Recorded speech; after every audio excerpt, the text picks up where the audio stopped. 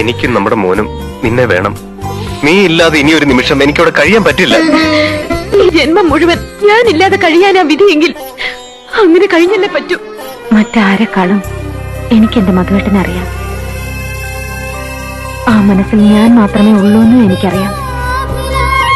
പക്ഷേ അതെല്ലാം അനുഭവിക്കാനുള്ള ആയുസ് കൂടി ഈശ്വരൻ എനിക്ക് തന്നില്ല കുട്ടി. ഇല്ല അതിനമ്മ നമ്മളെ വിട്ടു പോയില്ലല്ലോ മോനെ.